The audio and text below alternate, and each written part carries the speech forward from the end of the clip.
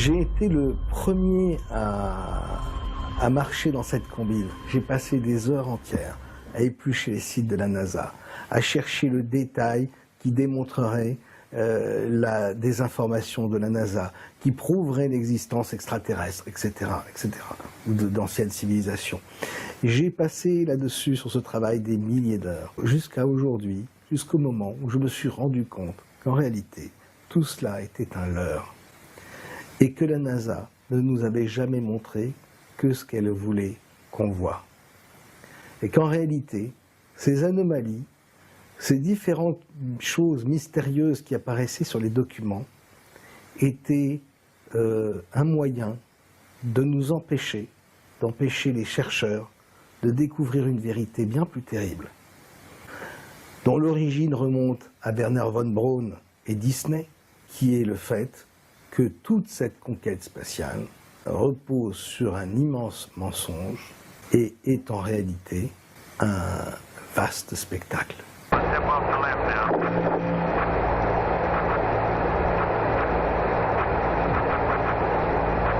one small step for man,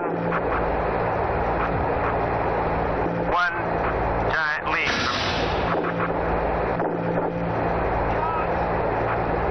So, I guess you want to do it again. Okay.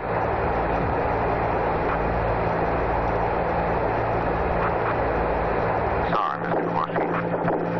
La première chose que les chercheurs ont découvert récemment, cette chose nous avait échappé parce qu'on était trop occupés à regarder les anomalies, les petits détails sur les photos, les petites lumières.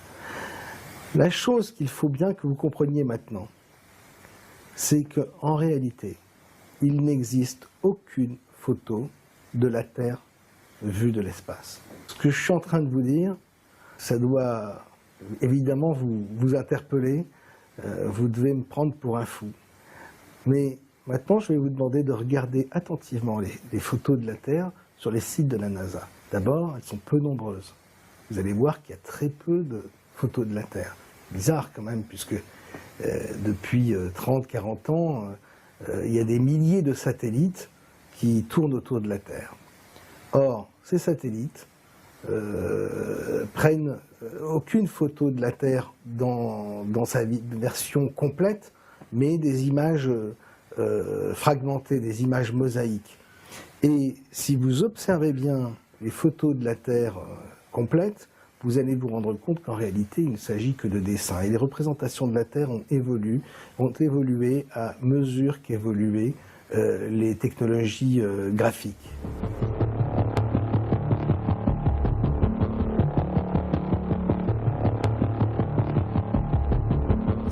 Il faut que vous sachiez une chose importante, c'est que les photos de la Terre les plus connues, quand je dis photos, mettez des guillemets, les photos de la Terre les plus connues datent de 1972, les dernières.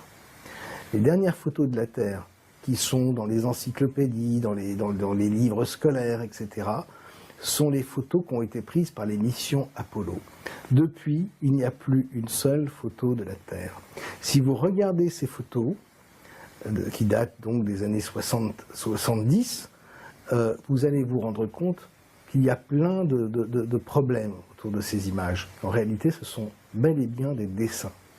Je vais vous donner un élément, un indice, un élément de preuve de cette supercherie. Vous allez taper dans Google la Terre en rotation sur 24 heures. Vous allez avoir quelques vidéos, il n'y en a pas tant que ça. Mais regardez les vidéos des années 80-90 de la Terre qui tourne sur elle-même. Il y a plusieurs versions qui proviennent de différentes méthodes. Mais ce qu'il y a de surprenant dans ces images, dans ces vidéos, dans ces images de la Terre qui tournent sur elles-mêmes, c'est que les nuages qui sont au-dessus du globe ne bougent pas.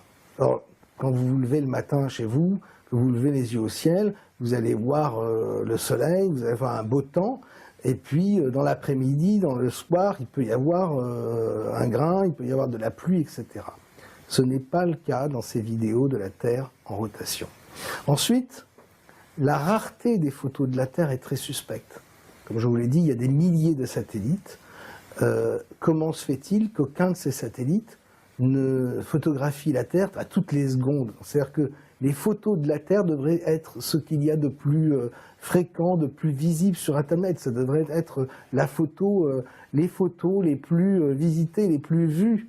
Or, c'est tout le contraire. Quand je vous parle de dessin pour les images de la Terre, ça va tellement loin qu'il y a même certaines photos, et une qui est très connue, une photo prise par Apollo de la Terre pleine, où on voit carrément les nuages de la Terre qui sont en fait faites en copier-coller, et vous avez des formes de nuages qui sont doublées, triplées, etc. On voit vraiment qu'il s'agit d'un montage.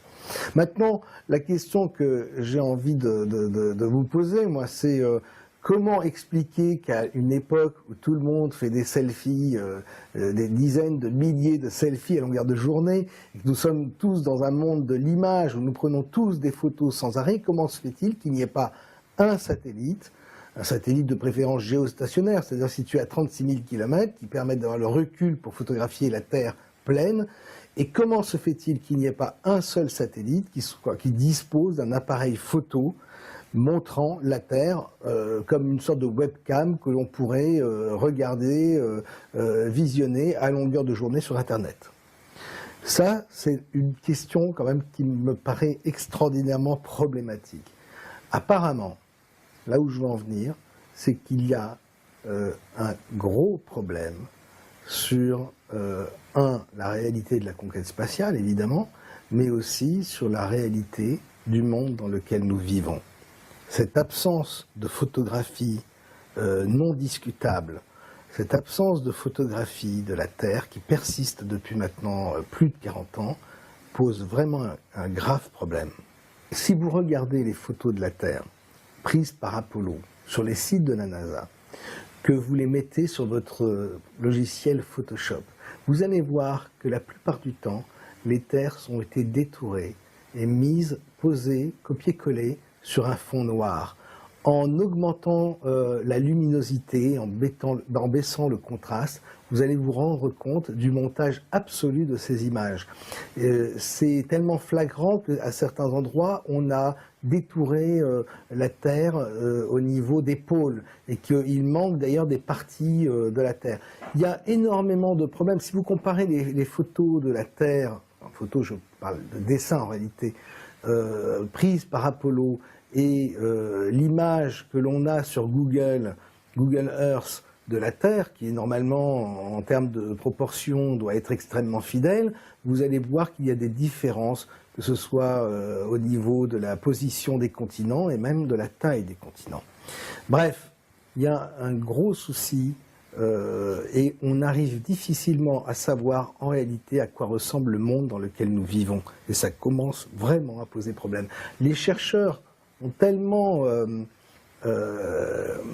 commencé à poser des questions pertinentes autour de cette question que la NASA s'est sentie obligée d'envoyer une sonde en 2015 pour montrer enfin, depuis 1972, une première photo de la Terre vue de l'espace. Cette sonde qui est partie à 1,6 km, alors là, millions de kilomètres.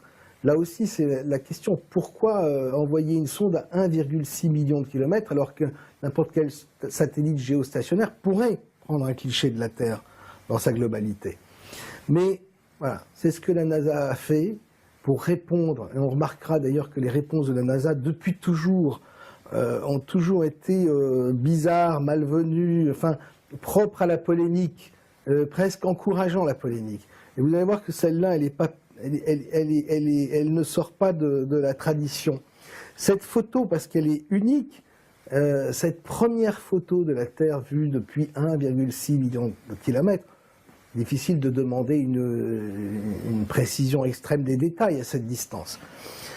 Cette photo qui est unique ressemble, elle également, elle encore, à un dessin, mais il y a quelque chose de beaucoup plus troublant dans cette photo. C'est que si vous la mettez sur votre logiciel Photoshop ou sur un logiciel de graphisme et que vous retournez cette image à 180 degrés, vous allez vous rendre compte qu'il y a glisser dans les nuages, sur la droite de l'image, un mot subliminal. Et ce mot, écrit avec des lettres de nuages, c'est le mot sexe. Regardez bien ce qu'on est en train de montrer sur l'image. Vous voyez mis en évidence le mot sexe.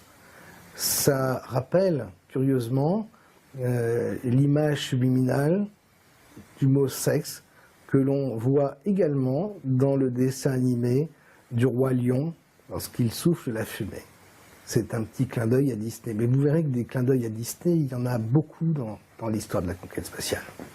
Je ne sais pas si c'est un employé de la NASA qui a voulu faire une blague potache, mais en quel cas c'est quand même un gros risque de la part d'un employé de faire une chose pareille sur une image qui va être regardée par la planète entière. C'est la première photo de la Terre depuis les années 70. Donc ça me paraît peu probable. Par contre, si ce sont les décideurs qui ont donné l'ordre de glisser un message subliminal sur cette photo, cela montre à quel point ces gens nous considèrent comme du bétail.